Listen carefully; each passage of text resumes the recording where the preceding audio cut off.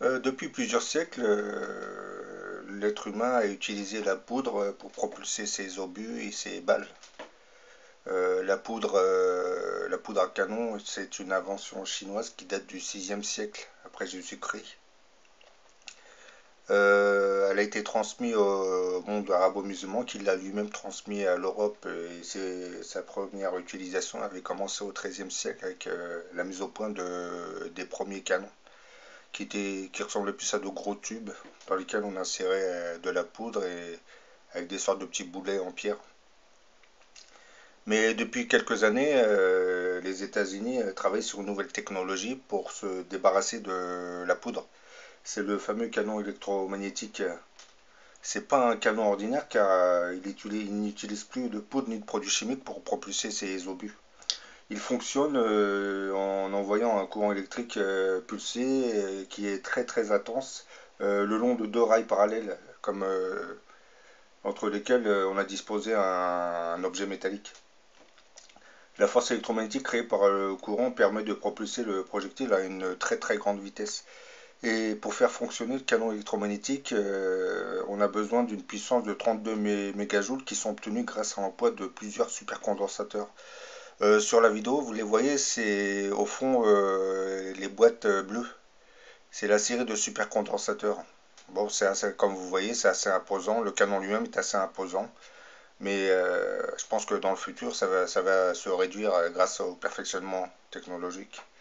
Un supercondensateur, contrairement à une batterie, stocke directement une charge électrique et n'a donc pas besoin de réaliser une réaction électrochimique assez lente pour se charger ou de se décharger. C'est pour ça que c'est beaucoup plus efficace qu'une batterie. Donc pour utiliser le canon électromagnétique, on aura tendance à utiliser des supercondensateurs. Et c'est un peu la capacité de ce supercondensateur à se décharger très rapidement qui permet d'obtenir la concentration d'énergie nécessaire au canon électromagnétique pour atteindre ses objectifs de performance. Sans cela, ça ne pourrait pas fonctionner. Mais on a une autre vidéo où on voit que c'est un canon qui est un peu plus petit, donc voilà, la puissance n'est pas la même, mais bon, il est un peu plus, il est plus réduit, donc mais dans les deux cas, ils n'utilisent plus de poudre, c'est de la puissance électromagnétique. Et là, comme vous voyez sur la vidéo, on voit le nom de Blitzer, parce que en 2007, vous avez une société américaine, General Atomic, bon, qui est une entreprise de défense et de physique nucléaire basée à San Diego, en Californie, avait déjà conçu un prototype de canon électromagnétique qu'ils ont appelé Blitzer, comme vous voyez sur la vidéo. Et après lui avoir apporté plusieurs modifications, le canon électromagnétique avait atteint certains de ses objectifs réclamés par l'US Navy, puisque il travaillait sur demande de l'US Navy.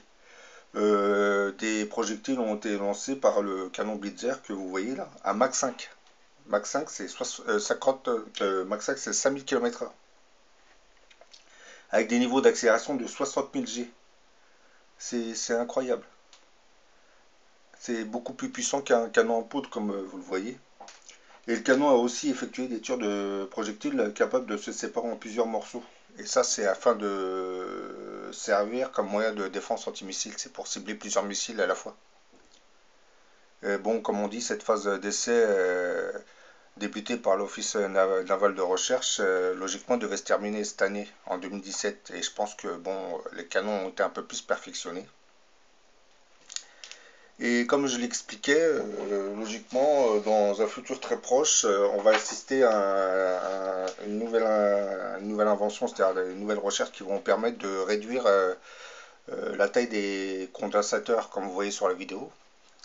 Et cette réduction des supercondensateurs va permettre la conception d'armes conventionnelles comme les pistolets, les fusils, les mitrailleuses. C'est-à-dire toutes ces armes ne vont plus utiliser de poudre, mais seulement des impulsions électromagnétiques pour projeter leurs balles ou leurs multiballes. Par exemple, dans le cinéma de science-fiction, Alien, Starship Trooper, on voyait souvent les combattants tenir des énormes fusils Eh ben, c'était une sorte de vision d'anticipation des futures armes à impulsion électromagnétique qui se développeront grâce à la mise au point de ces supercondensateurs. Parce que, comme vous le savez, le cinéma de science-fiction a tendance à nous présenter des choses et des objets qui vont exister dans le futur. C'est presque de la vision à distance dans le temps.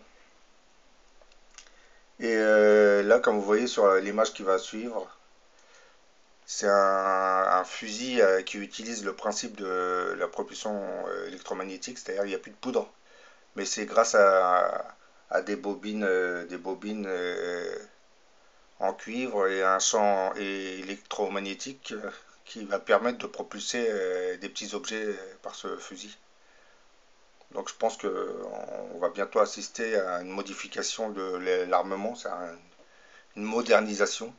Je pense que à court ou à long terme, je pense que la poudre disparaîtra progressivement des arsenaux militaires. Elle sera remplacée par ce type d'arme à impulsion électromagnétique. Mais cette nouvelle technologie va nous permettre entre autres de concevoir des lasers qu'on voit dans les films de science-fiction, des lasers mortels. C'est-à-dire avec les supercondensateurs, il y aura des super décharges électriques qui enverront des sortes de boules lumineuses qui atteindront la personne en le pulvérisant, c'est-à-dire en le blessant mortellement. Parce que pour l'instant, concernant les lasers, on n'en est pas encore arrivé à ceux qu'on voit dans la série TV Les Envahisseurs, un laser qui désintégrerait la matière ou l'être humain. Mais avec le progrès et le travail fait dans les accélérateurs de particules, je pense qu'on s'oriente vers la conception de l'antimatière. Et les scientifiques, pour l'instant, ont un peu de mal à contenir le peu d'antimatière qu'ils créent dans les accélérateurs. Mais dans le futur, avec des confinements magnétiques, je pense que vous avez les charges d'antimatière qui seront contenues dans certaines armes et envoyées pour désintégrer la matière. Parce que quand l'antimatière rencontre la matière, vous avez une désintégration de la matière avec évacuation d'énergie. Bon, dans cette vidéo, je pense que vous comprendrez que l'armement est en train d'évoluer. Les Américains sont en train de concevoir des canons électromagnétiques pour remplacer ces anciens canons à poudre. Et les obus, grâce à l'électromagnétisme, les obus vont avoir une autonomie, une distance de frappe de plus de 300 km, vous vous rendez compte? Ce qui n'était pas le cas avec la poudre. Et je pense que les armes et les fusils, c'est pareil, vont avoir des vitesses de pointe assez incroyables pour les balles. Car c'est plus de la poudre qui fonctionne, mais c'est des super décharges de contenu dans des mini supercondensateurs. Bon, j'espère que cette vidéo vous a plu, et à la prochaine pour une autre.